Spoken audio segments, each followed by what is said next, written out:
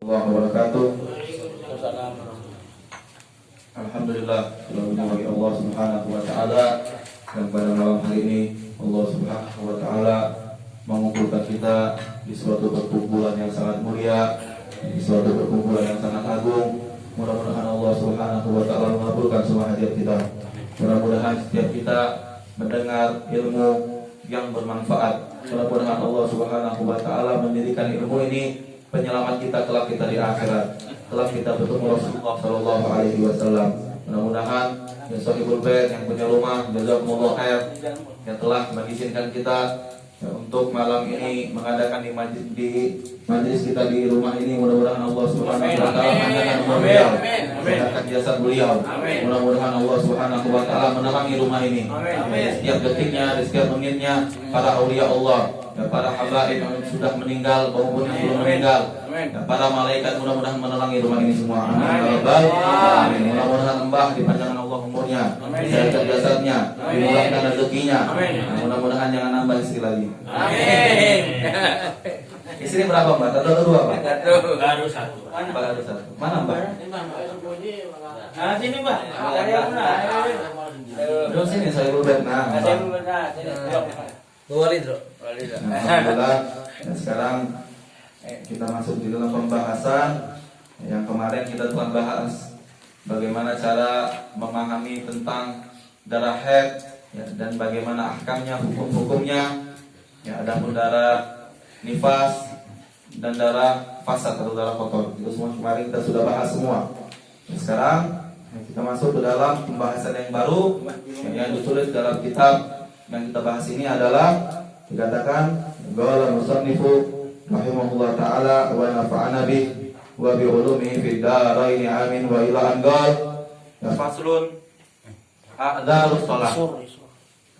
Adapun yang dikatakan oleh pengarang kitab ya a'dzarus shalah, orang-orang yang uzur, yang tidak dikenakan dosa apabila mereka meninggalkan sholat. Ya, mungkin sebagian dari kita ini senang kalau bahas-bahas tentang meninggalkan sholat. Ya, ada orang yang uzur, ya, yang tidak berdosa, ya apabila mereka itu meninggalkan sholat. Nah, kalau meninggalkan sholat secara sengaja, ya maka mutlak hukumnya haram. Ya, kalau sengaja. Akan tetapi, ya kalau ketika mereka mendapati uzur, ya maka mereka meninggalkan sholat itu tidak berdosa. Ya, akan tetapi, ya, untuk ya kita keluar daripada pembahasan di dalam kitab, ya perlu kita pahami dan kita terangi, ya, dan kita terapkan pada diri kita. Ya, selagi kita masih hidup, ya selagi jasad masih ada di ruh kita, ya, jangan sampai kita pernah meninggalkan sholat. Ya, walaupun satu kali saja, ya, jangan sampai. Ya, karena kelak di hari kiamat, ya, Allah Subhanahu wa taala ya, bertanya kepada para hambanya. Yang pertama yang ditanya adalah perkara sholat kita. Ya, kalau kita meremehkan sholat, ya, kalau kita sering meninggalkan sholat, ya, kalau kita berpikir bahwasanya sholat di dalam hati kita keseluruhkan, ya, maka kita menganggap bahwa sholat itu adalah hal yang enteng.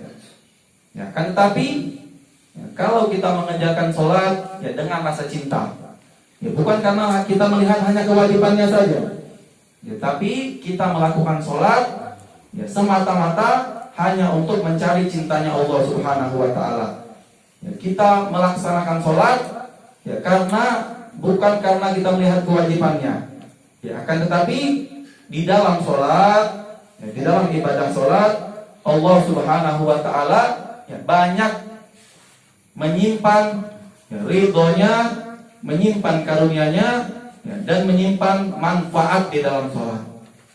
Ya, bahkan dikatakan oleh salah satu cerita dari Athar bahwasanya dulu ya, syaitan ketika dilaknat Allah Subhanahu wa taala, ya, karena setan tersebut tidak mau bersujud kepada Nabi Adam, maka setan seumur hidupnya ya, dilaknat oleh Allah Subhanahu wa taala karena tidak mau bersujud sama makhluk. Nabi Adam makhluk. Ya, akan tetapi Setan ketika disuruh bersujud sama Nabi sama Allah Subhanahu wa taala kepada Nabi Adam, mereka tidak mau bersujud. Mengingkari daripada perintah dari Allah Subhanahu wa taala. Padahal hanya bersujud kepada makhluk. Ya, walaupun Nabi Adam nabi, ya akan tetapi beliau hanya makhluk. Akan tetapi lebih parah daripada kita ketika kita meninggalkan sholat. Ya, ketika kita sengaja meremehkan sholat, ya maka kita lebih parah daripada setan. Ya, makanya ya, Fir'aun itu banyak di zaman sekarang. Fir'aun itu bukan hidup di zaman Nabi Musa saja. Akan tapi zaman sekarang ini banyak Fir'aun. Karena kenapa? Ya karena kita meremehkan ya, perintah yang Allah Subhanahu wa taala ya, wajibkan terhadap diri kita. Ya, makanya dalam kitab Ihya Imam Ghazali beliau mengatakan, ya, barang siapa yang mengerjakan sholat ya, karena semata-mata hanya kewajiban yang Allah terapkan kepada diri mereka, ya maka mereka dengan mudah meninggalkan sholat. Ya, akan tetapi kalau hamba yang mengerjakan sholat dengan rasa cinta, dengan semata-mata mengharap ridha Allah Subhanahu wa taala, maka mereka mengerjakannya ya, dengan rasa cinta. Ya, dan kalau sudah cinta, ya mereka tidak mungkin meninggalkannya. Ya, seperti apa? Seperti kalau seandainya kita cinta sama istri kita, ya atau kita cinta sama orang tua kita, mampu tidak kita meninggalkan orang tua kita? Tidak akan mampu. Ya, karena didasari dengan rasa cinta. Ya, tapi kalau tidak didasari dengan rasa cinta, maka tidak timbul rasa sayang. Ya, kita mau tinggalkan, ya kita tidak mau menemuinya, maka tidak ada masalah. Karena tidak ada rasa cinta. Ya, maka ketika kita melakukan sesuatu hal kewajiban, ya dasarilah pertama-tama karena cinta. Walaupun itulah kewajiban, akan tetapi kita jangan melihat kewajibannya. Ya, tapi kita beribadah, melaksanakan sholat semata-mata hanya cinta kepada Allah Subhanahu wa taala. Ya, innal muhibba liman yuhibbuhu muti'u, katanya di dalam syair. Innal muhibba liman yuhibbuhu muti'u.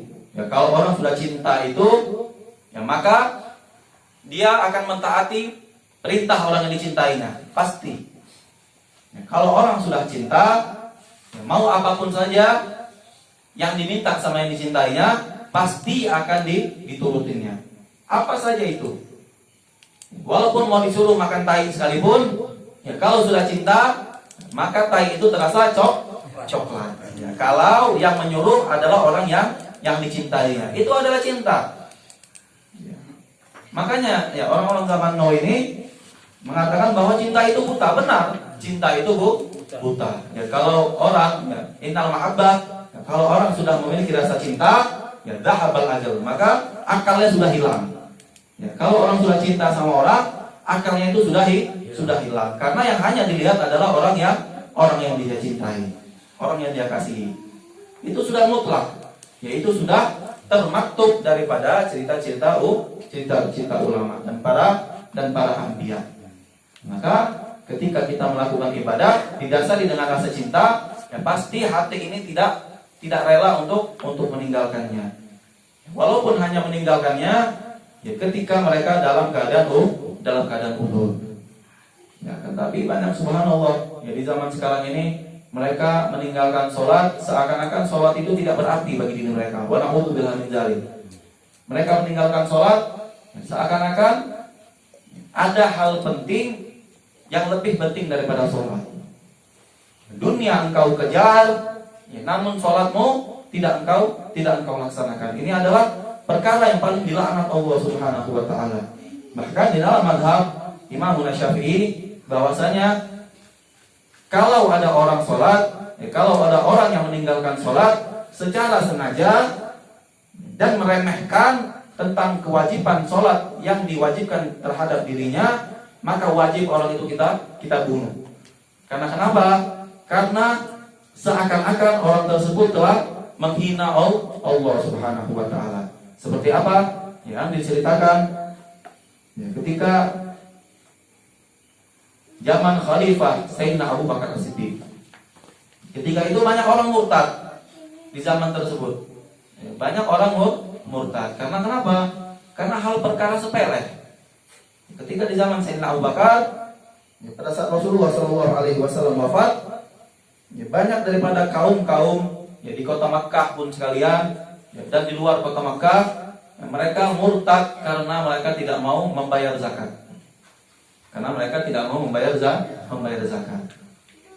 Sehingga terjadilah konflik antara pendapat daripada Sayyidina Abu Bakar dan Sayyidina Umar dan Sayyidina Utsman dan Sayyidina Ali.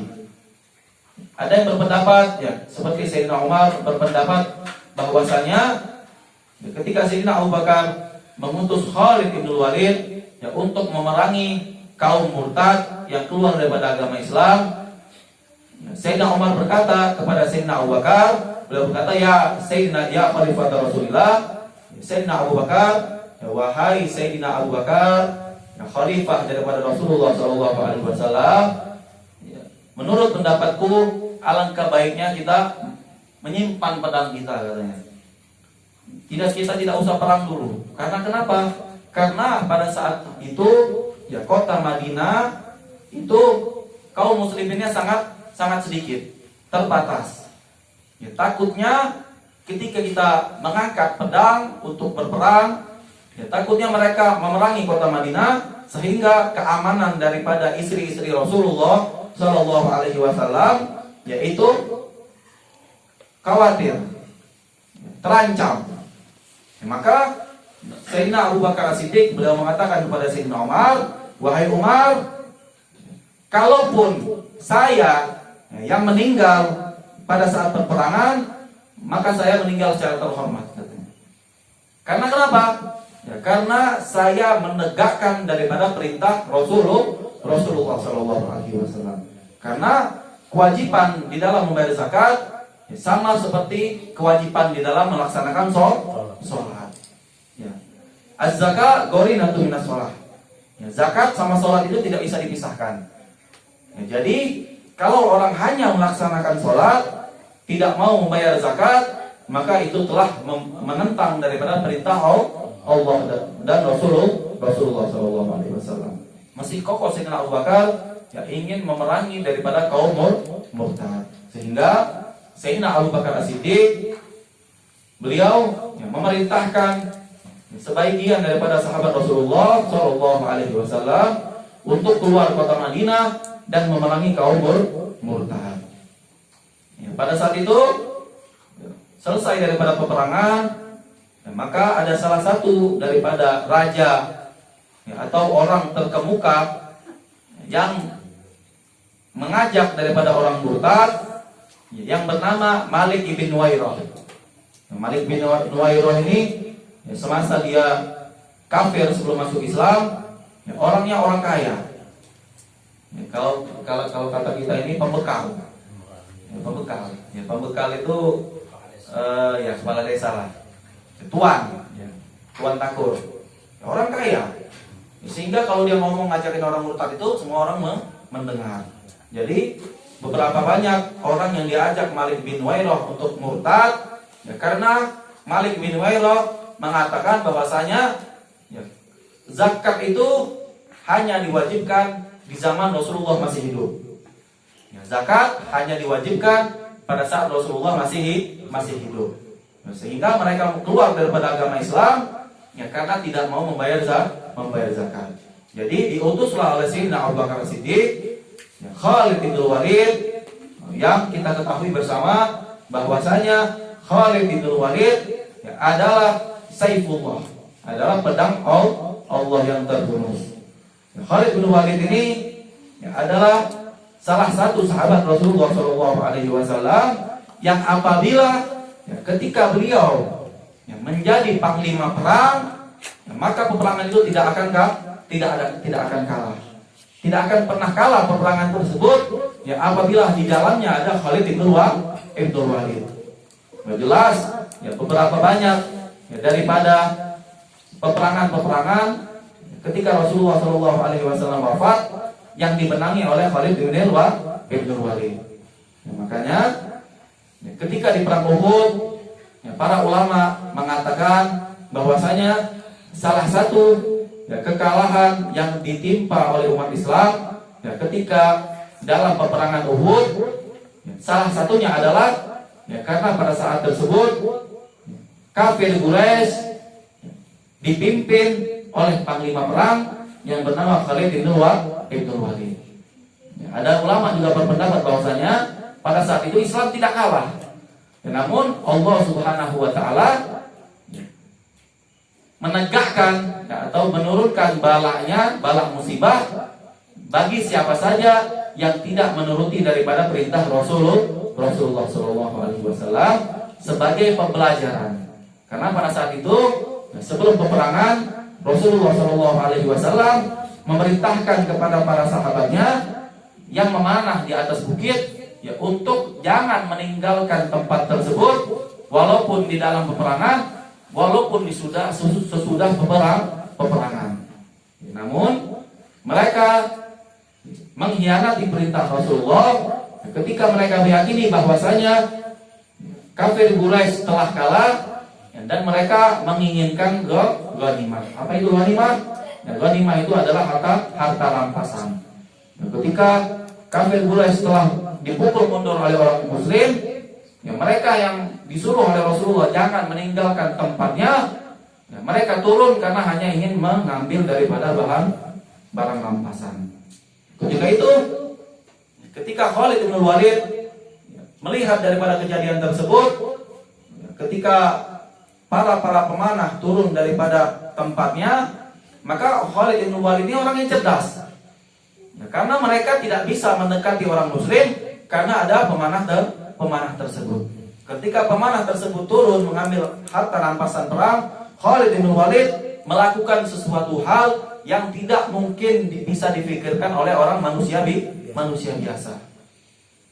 Beliau memutari Gunung Uhud, lalu menyerang Rasulullah SAW sampai kaum muslimin terpecah belah. Bahkan pada saat tersebut Rasulullah SAW terkena daripada pukulan pedang. Maka dari itu dikatakan oleh para ulama, kejadian di Uhud adalah kejadian yang besar sehingga menjadi pelajaran bagi kaum muslim. Barang siapa yang mengkhianati daripada perintah Rasulullah, maka mereka akan menuai daripada kekalahan. Dan juga kita sedikit membahas Sayyidina Khalid bin Walid. Khalid bin Walid ini adalah anak daripada Walid bin Mughirah. Walid bin Mughirah ini salah satu orang kaya dari Bani Makhzum. Jadi Walid bin Mughirah ini adalah sepupu atau paman daripada Abu Jahal, Umar bin Hisham. Walid bin Mughirah ini adalah orang daripada bangsa kafir Quraisy yang mereka memahami daripada syair. Orang-orang yang pintar semua. Mereka orang pintar. Sehingga ketika Ka'bah pada saat itu mau direhab, maka Walid bin Mughirah lah yang pertama kali menyumbangkan hartanya untuk merehab daripada Ka'bah. Orang yang kaya, orang kaya, hartanya di mana-mana, mempunyai kedudukan, sehingga ketika diutusnya Rasulullah SAW di kota Makkah, maka Abu Jahal dan Walid bin Mughirah beserta daripada kafir Quraisy yang lainnya, mereka menentang daripada perintah Rasulullah SAW. Sehingga salah satu keajaiban yang terjadi pada Walid bin Mughirah adalah ketika Abu Jahal menyuruh daripada Walid bin Mughirah untuk menemui Rasulullah SAW dan menawarkan harta untuk Rasulullah SAW meninggalkan dakwahnya. Pada saat itu Rasulullah SAW mengatakan kepada Walid bin Mughirah, beliau mengatakan, walaupun matahari ada di sebelah tanganku dan bulan ada di sebelah tangan kiriku, maka aku tidak akan meninggalkan daripada dakwah dari Allah Subhanahu wa taala. mendengar perkataan Rasulullah SAW, timbullah rasa cinta daripada Walid bin Mughirah. Namun dikatakan oleh para ulama, cinta tersebut kalah dan sama kedudukan. Ketika Walid bin Mughirah setelah menemui Rasulullah SAW, Walid bin Mughirah datang di perkumpulan daripada orang Quraisy, orang kafir Quraisy. Di situ ada Abu Jahal, ada Abu Sufyan yang sebelum beliau masuk ke dalam agama Islam.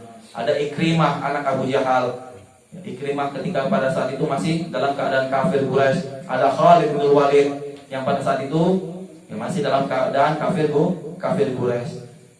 Ketika Abu Jahal bertanya sama Walid bin Mughirah, hal turidu, apakah Rasulullah atau Muhammad mau dengan tawaran kita? Maka Walid bin Mughirah beliau mengatakan, saya mendengar sesuatu hal yang keluar daripada mulutnya Muhammad yang saya meyakini bahwasanya perkataan tersebut bukan daripada perkataan makhluk, bukan daripada perkataan orang yang membuatnya. Karena Al-Quran yang dibawa oleh Rasulullah SAW itu syair, perkataan yang sangat indah. Dikatakan Walid bin Mughirah, syair yang saya meyakini bahwa bukan manusia yang membawa syair tersebut. Akan tetapi karena egonya Walid bin Mughirah, karena dia takut bahwasanya Muhammad yang menjadi raja pada zaman tersebut, maka Walid bin Mughirah mengatakan bahwa Muhammad adalah penyair. Jelas dalam Al-Quran yang dijelaskan, panjang kalimatnya, panjang ayatnya, bahwasanya kelak Walid bin Mughirah akan masuk ke dalam neraka Sagor, karena dia mengetahui bahwa syair atau perkataan Nabi Muhammad SAW itu bukan daripada syair manusia, namun dia mengkhianati daripada cinta kepada Rasulullah SAW karena ego dan kesombongannya. Singkat cerita, ketika itu kita masuk dalam pembahasan Khalid bin Walid, karena ini berkaitan semua dengan sholat.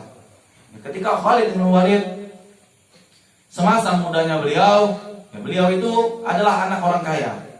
Jadi ketika kafir Quraisy mereka melakukan perdagangan keluar daripada kota Madinah ke kota Syam dan ke kota Mesir, mereka membawa dagangan. Namun Khalid bin Walid ketika ke kota Romawi, beliau bukan bertujuan untuk berdagang, namun beliau bertujuan untuk belajar strategi perang. Jadi ketika Abu Sufyan, Abu Jahal keluar negeri untuk berdagang, Khalid bin Walid ini anak orang kaya. Anak orang kaya suka-suka saja. Saya nggak butuh lagi uang. Ketika Khalid bin Walid mengikuti daripada Abu Sufyan untuk keluar negeri, beliau bukan berdagang, namun mengambil ilmu strategi perang. Inilah hebatnya daripada Khalid bin Walid. Beliau belajar di kota Romawi, di negara Persia, beliau belajar mengambil strategi perang, sehingga ketika beliau pulang ke kota Makkah, beliau menjadi pendekar yang sangat hebat. Ketika di perang Badar, dikatakan oleh para ulama, kenapa ketika di perang Badar Rasulullah SAW menang telak daripada kafir Quraisy, karena Rasulullah SAW beliau itu orang yang paling hebat bikin strategi. Kalau kita di bola ini 4-3-3, ada strategi. Hidup itu adalah strategi. Bahkan di sehari-hari dalam kehidupan kita itu harus ada strategi. Maka Rasulullah SAW ketika di dalam perang Badar, beliau mempunyai strategi. Orang kafir Quraisy ini, orang Arab ini, adat mereka atau sifat mereka, kalau di dalam peperangan mereka itu tidak pakai strategi. Hayal gasak drusuk aja.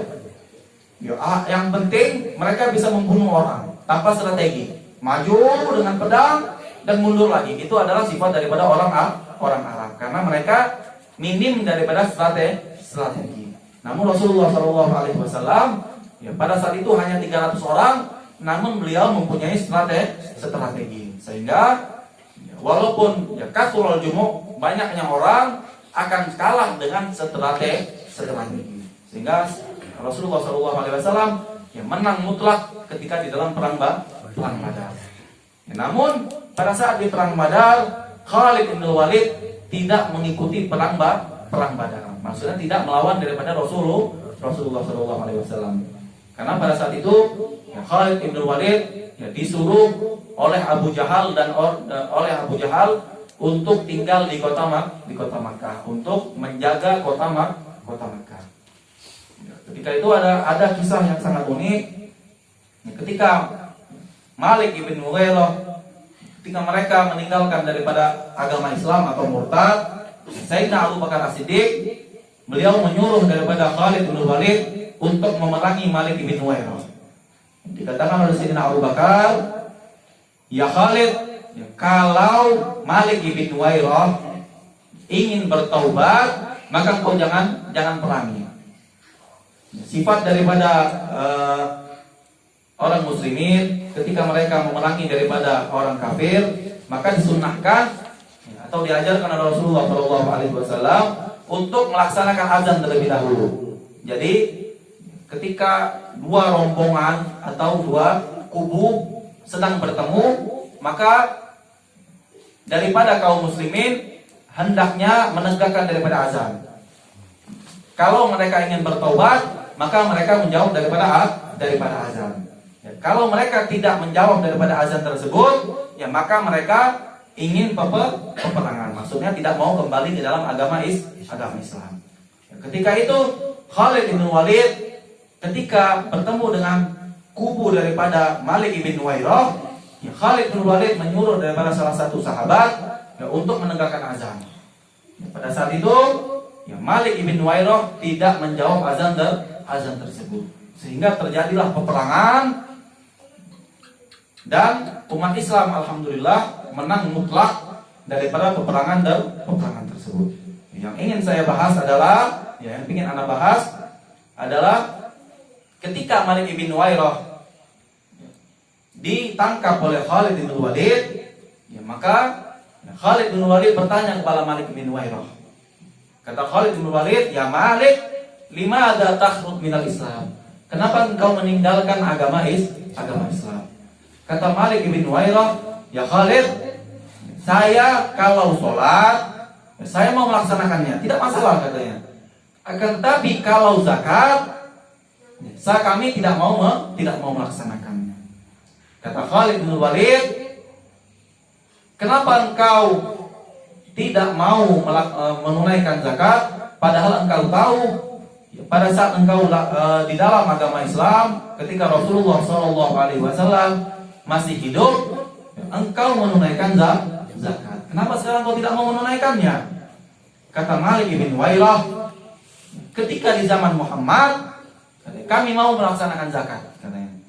"Tapi ketika Muhammad telah meninggal, ya, kami tidak mau melaksanakan zakat. Karena itu harta kami, suka-suka kami," kata Malik bin Huwairah. Di situ ketika mendengar perkataan daripada Malik bin Huwairah, ya, marahlah Khalid bin Walid. Kata Khalid bin Walid, "Engkau berkata bahwa Nabi besar Muhammad SAW dengan nama Muhammad." Kata Malik bin Huwairah, "Muhammad sahibak," katanya. "Mau sahibi," katanya.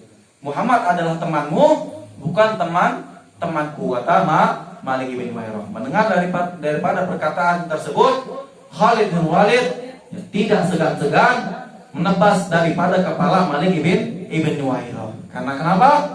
Ya karena dengan dari perkataan Malik bin Huwairah, seakan-akan dia menghina daripada Rasulullah SAW. Maka ya, orang yang menghina Rasulullah itu wajib dibunuh.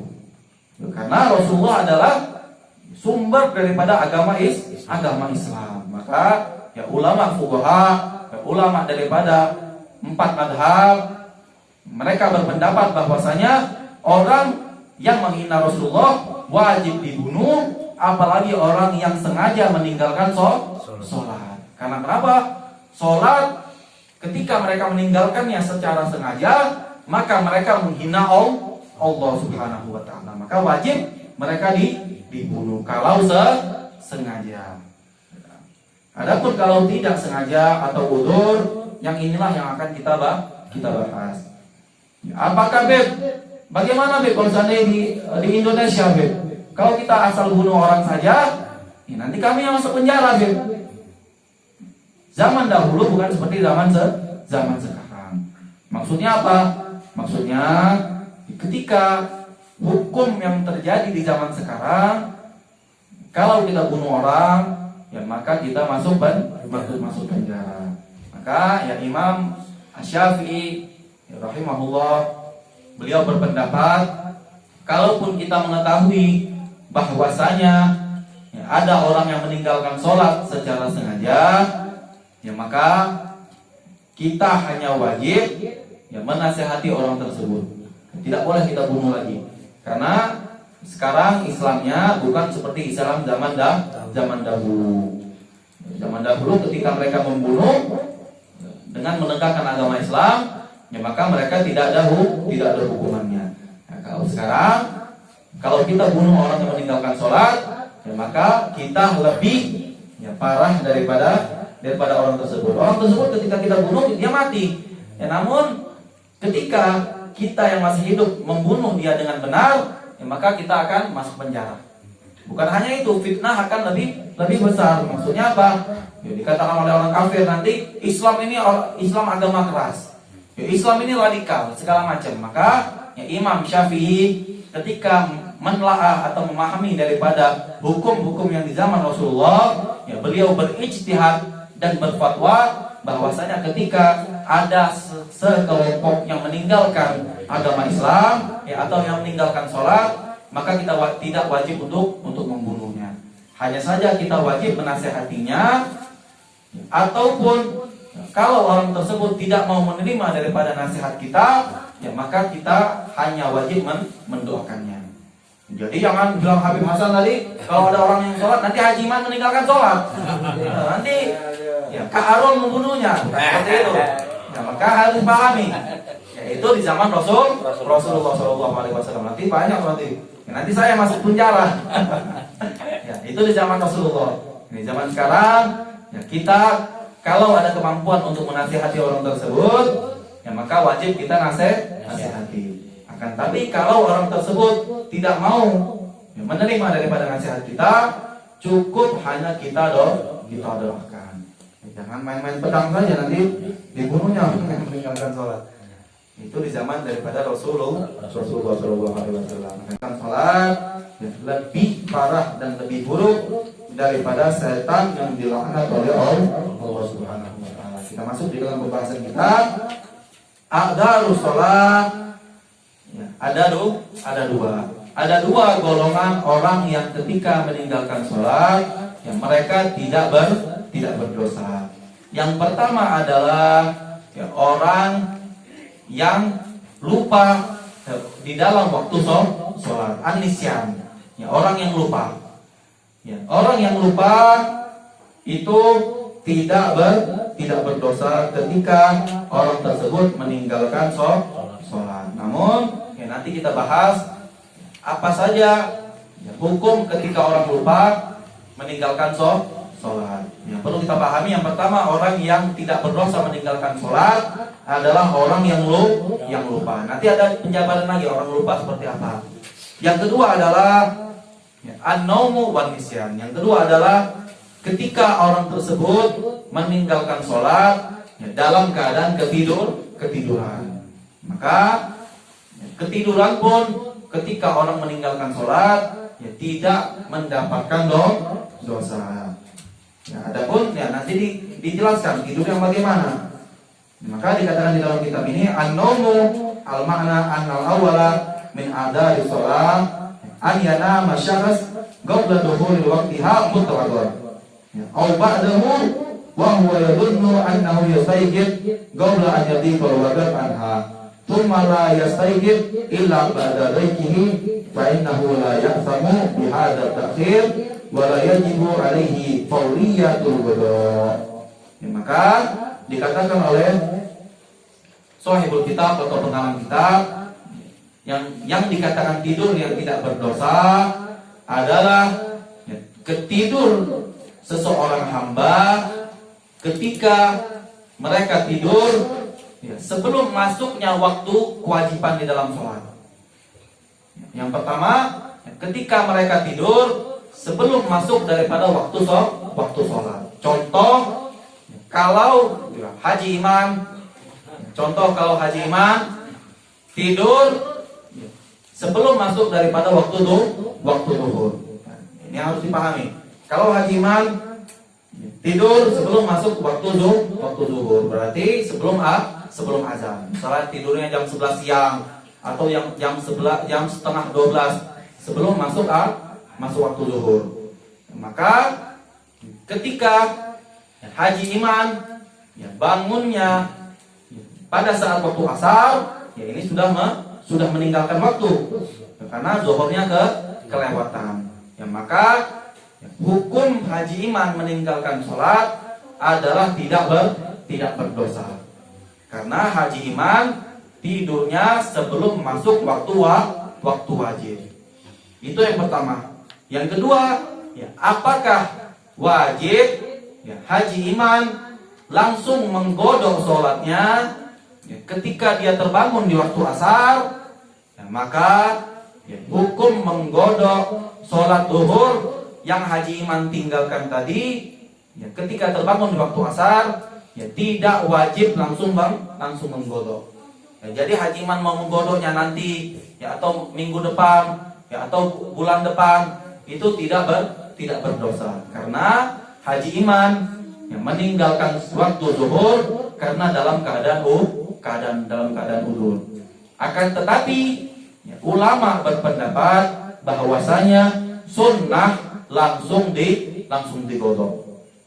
Maksudnya ketika haji imam meninggalkan waktu zuhur tadi karena udzur atau karena ketiduran sebelum daripada waktu wajib masuk, maka sunnah langsung diganti ketika terbangun daripada tidur. Misal haji imam bangunnya waktu asar, maka sunnah bagi haji imam langsung mengulang daripada waktu zuhur yang ditinggalkannya. Tapi kata haji imam dia, saya nanti mau minggu depan saja mau menggodoknya atau mau bulan depan. Maka hukumnya tidak masalah. Tidak wajib langsung menggodok sholat karena haji imam meninggalkannya waktu haji imam ketiduran dan tidur itu pun tidak berdosa. Ana ulangin sekali lagi, kalau tidurnya sebelum masuk daripada waktu sholat, maka ketika meninggalkan sholat tersebut, orang tersebut tidak mendapatkan dosa. Itu yang pertama. Yang kedua, tidak pula diwajibkan bagi dirinya untuk langsung mengganti sholat tersebut. Namun hukum daripada langsung mengganti sholat tersebut adalah sunnah. Itu yang pertama. Yang kedua adalah ketika jangan haji imam lagi, haji imam ini nanti nggak dijemput lagi ya. Yang kedua adalah ketika mbah tidur pada waktu masuk daripada sholat wajib. Contoh, kalau seandainya mbah sudah azan, Pak Daya tadi azan, Allahu Akbar, masuk daripada waktu zuhur. Akan tetapi si mbah sedikit capek, sehingga dia berkata sama istrinya, atau berkata sama anaknya, wahai anakku, ini sudah masuk waktu zuhur. Nanti jam 2 siang, tolong bangunkan mbah. Maka ketika sang anak menyanggupi untuk membanguni mbah, karena mbah ini tidur pada saat masuk daripada waktu sholat.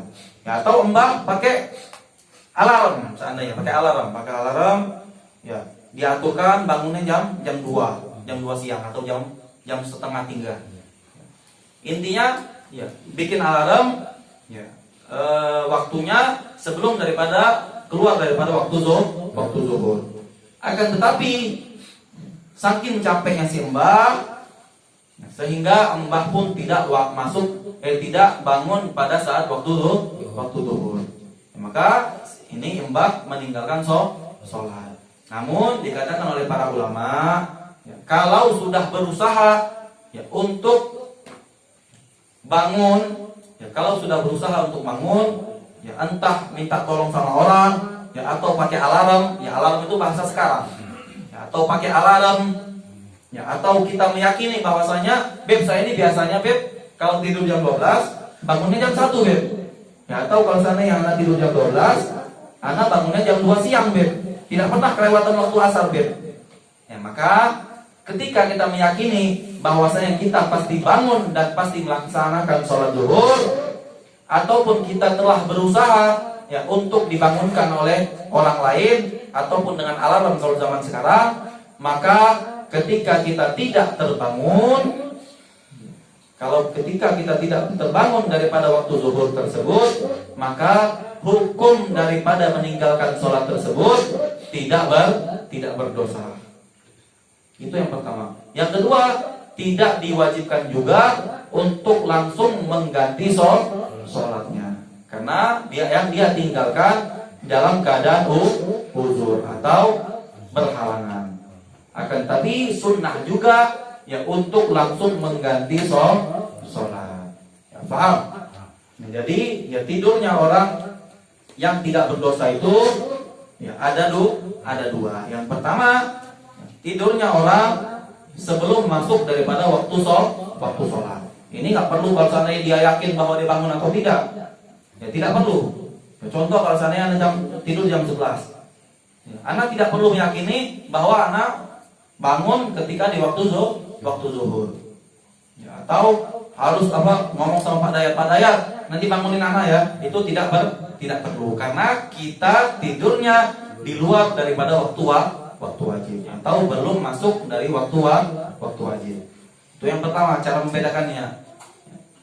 Yang kedua, cara membedakannya adalah ketika dia tidur di dalam waktu wajib ataupun sudah masuk daripada waktu sholat, maka wajib bagi dirinya untuk meyakini bahwasanya dia tidak mungkin bangun ketika keluar daripada waktu sholat, ataupun dia memakai barang, alarm, ataupun minta tolong orang untuk membangunnya.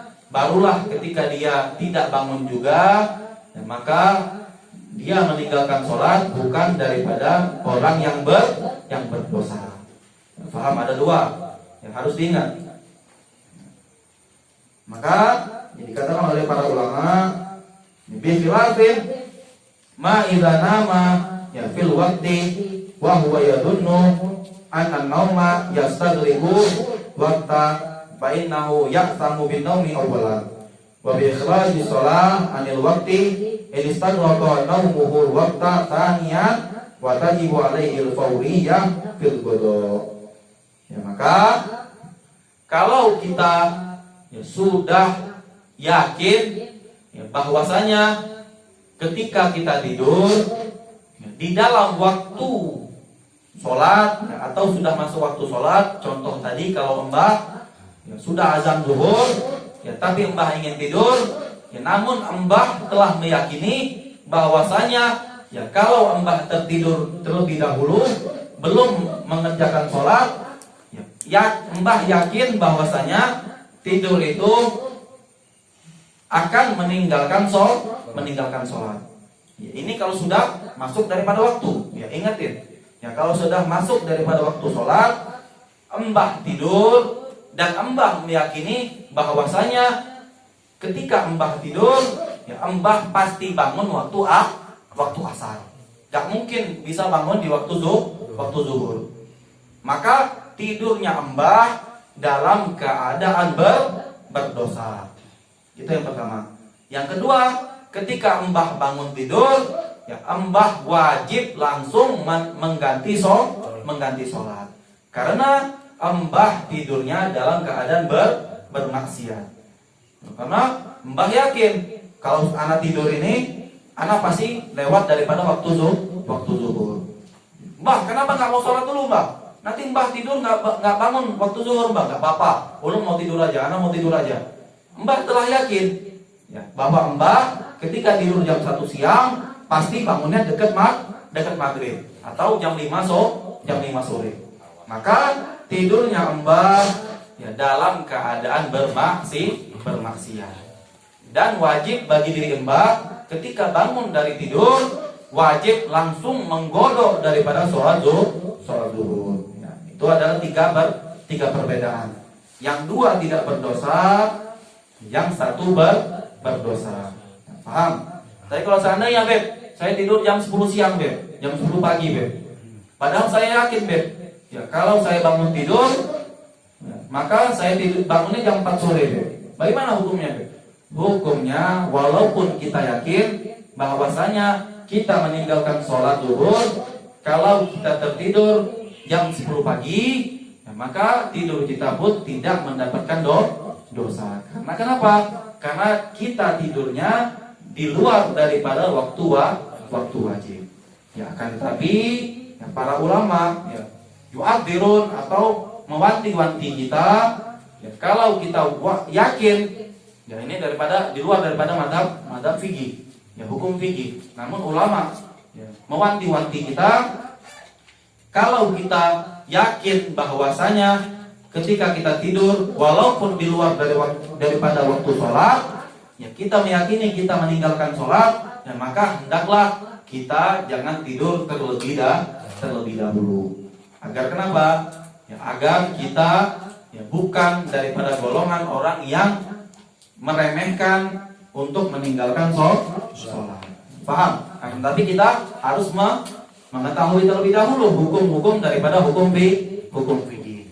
Ya, kalau sudah kita mengetahui gambar-gambaran orang yang tidak berdosa dan juga orang yang berdosa meninggalkan sholat, barulah kita ya, bisa berpegang daripada pendapatnya ulama yang mengatakan bahwasanya hendaklah ya, kita ketika kita meyakini bahwasanya kita ketika tidur di luar daripada waktu sholat dan yakin ketika tidur tersebut kita meninggalkan waktu zuhur, ya maka wajib atau haruskan diri kita untuk tidak tidur agar kita seakan-akan tidak meremehkan daripada syariatnya Allah Subhanahu wa taala.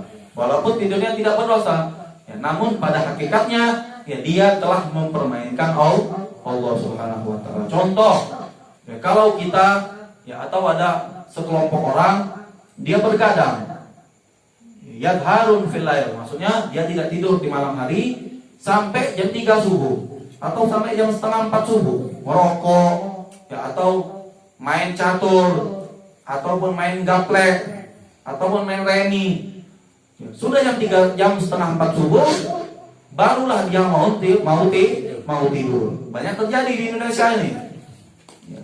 Begadang di malam hari, sudah mau jam 4 subuh, 1 jam lagi mau sholat subuh, dia tidur.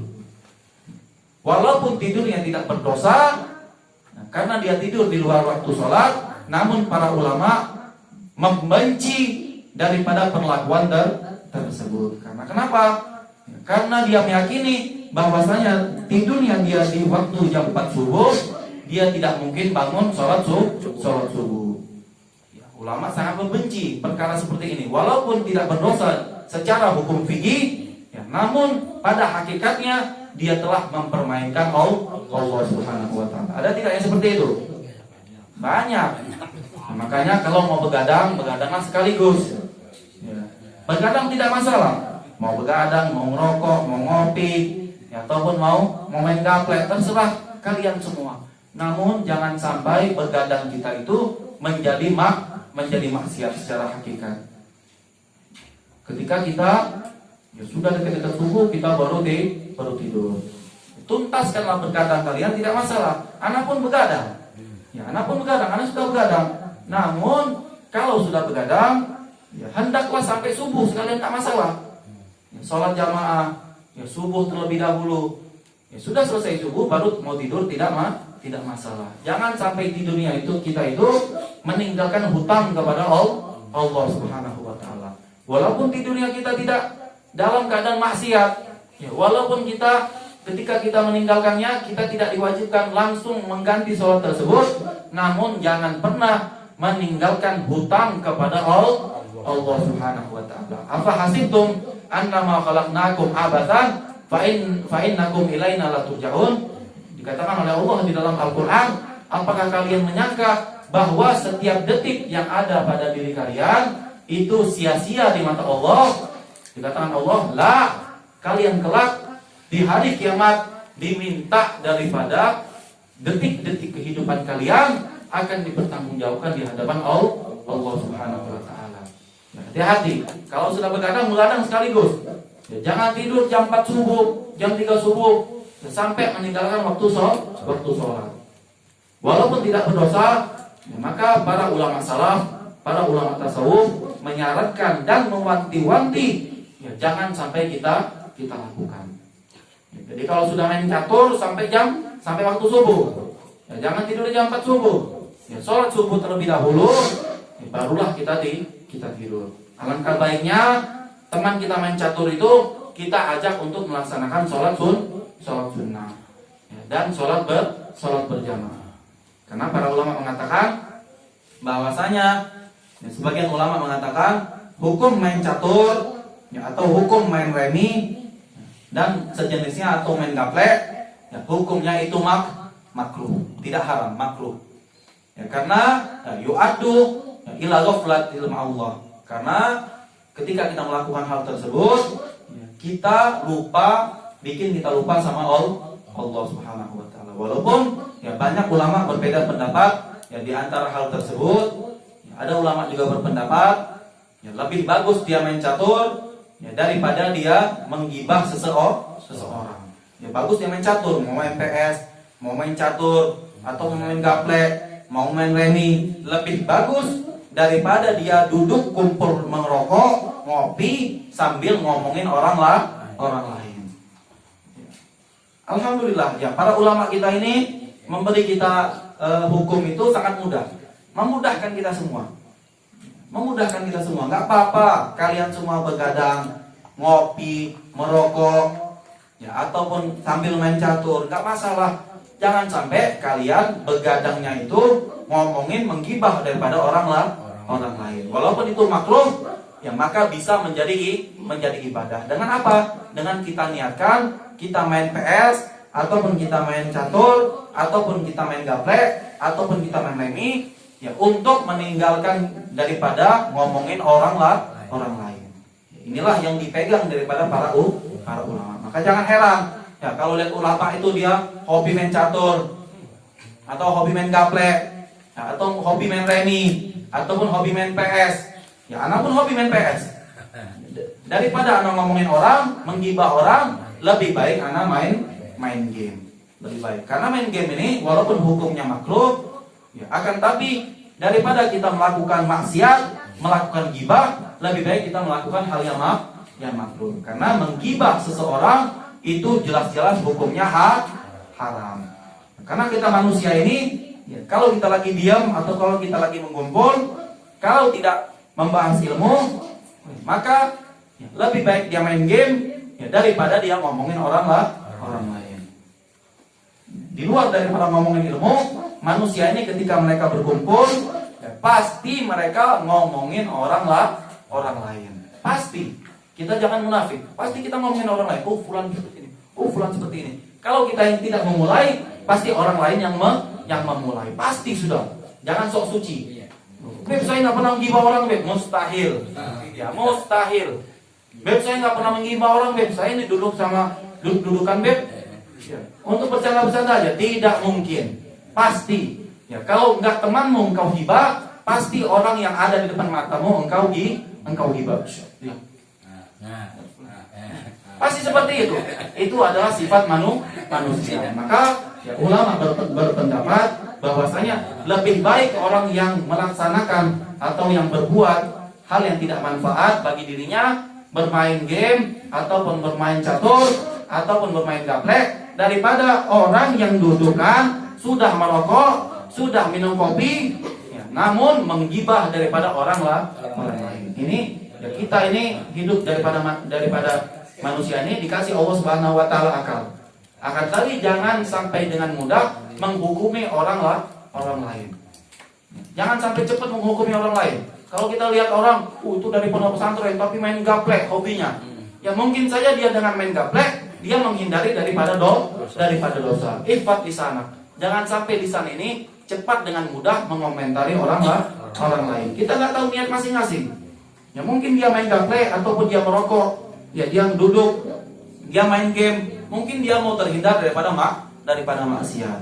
Karena pasti ketika ya majtama al-ghur, ketika kaum itu berkumpul, mereka tidak membahas ilmu, pasti ada setan di antara mereka untuk menggibah daripada orang lain.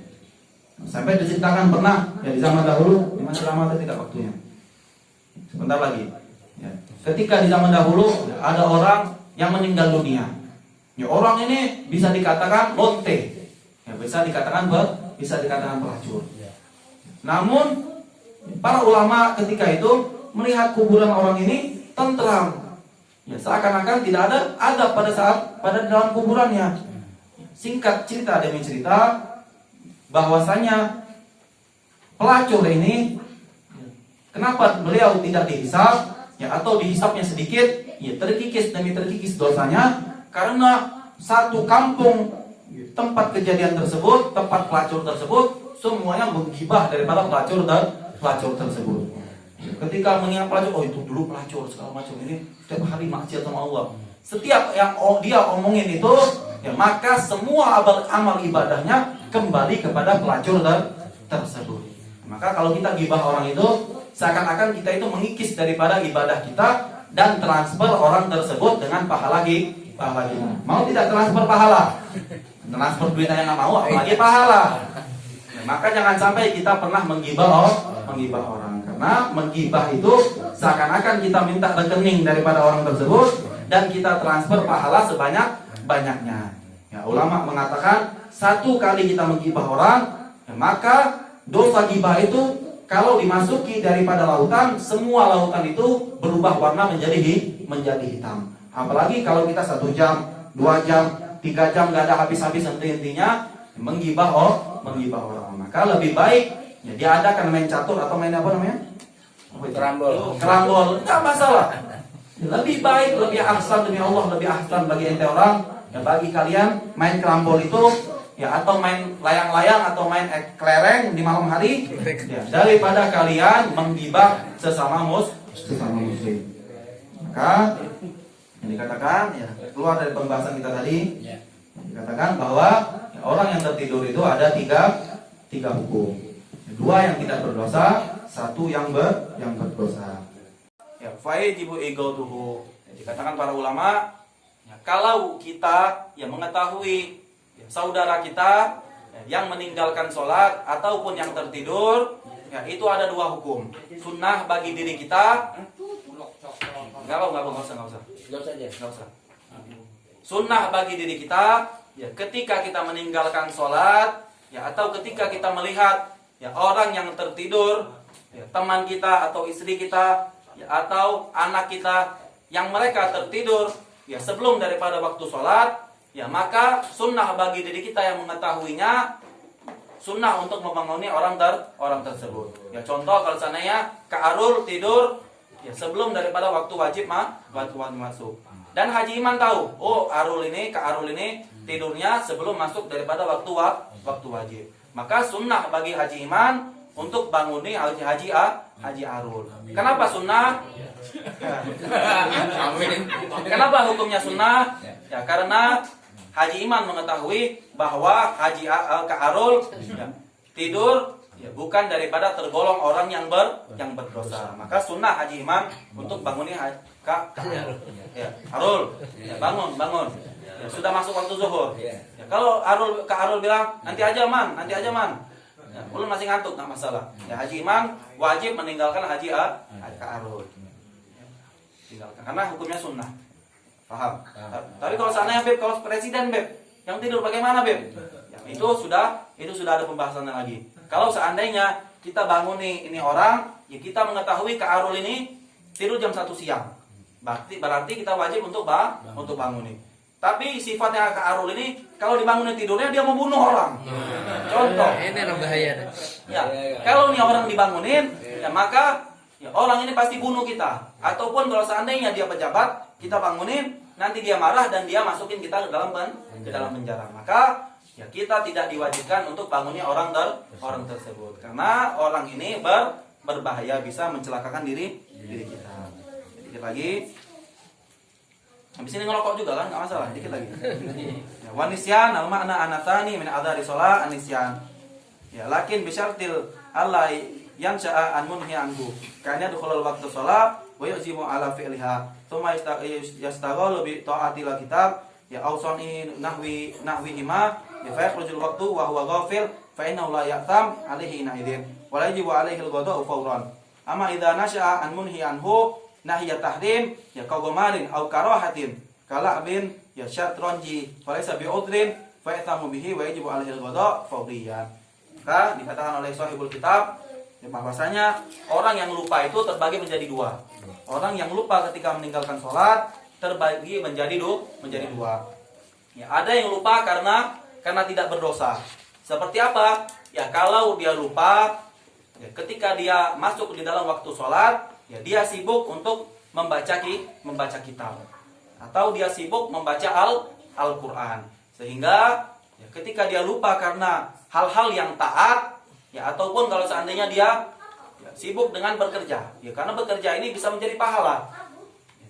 Kita ketika mencari uang atau mencari nafkah kita niatkan untuk menafkahi keluarga kita, maka kerjaan kita itu menjadi ibadah. Ketika kita sibuk dengan pekerjaan kita yang kita niatkan menjadi ibadah, ketika kita lupa untuk melaksanakan sholat, ini benar-benar lupa. Bukannya kalau seandainya sudah jam 1 nanti aja, itu menjadi dosa. Maksudnya kita benar-benar lupa dengan waktu. Maka lupanya kita itu tidak berdosa karena kita meninggalkannya di dalam ketaatan atau ibadah. Atau kalau seandainya thalibul ilm atau ulama, ya beliau ya sibuk dengan ilmu, beliau baca kitab sehingga ada satu hukum yang beliau belum bisa pecahkan sehingga ya beliau mengumpulkan kitab dan mencari hukum tersebut sehingga orang tersebut atau ulama tersebut lupa di dalam waktu sholat. Maka hukum melupakan tersebut tidak berdosa dan tidak diwajibkan langsung mengganti sholat tersebut. Ya, saking lupanya waktu zuhur lewat sehingga ya ingatnya di waktu asar, astagfirullahaladzim, ya ana lupa melaksanakan sholat zuhur. Maka tidak diwajibkan bagi dirinya untuk langsung mengganti sholat zuhur. Akan tetapi hukum langsung mengganti sholat hukumnya sunnah seperti yang awal tadi. Ya, akan tetapi kalau seandainya ya ada orang yang lupa ya karena perbuatan makruh seperti apa? Kalau seandainya dia main game online. Main apa namanya? PUBG atau segala macam. Ya ataupun dia main PS, Ya ataupun dia main catur, Ya ataupun dia main remi, Ya ataupun dia main gaplek, Yang hukumnya makruh, ya maka ketika dia meninggalkan sholat, ya maka hukumnya haram. Ya, wajib ketika dia ingat langsung menggodok sholat tersebut dan waktu yang dia tinggalkan ketika dia meninggalkan sholat, hukumnya semuanya berdosa. Wallahu a'lam bishawab.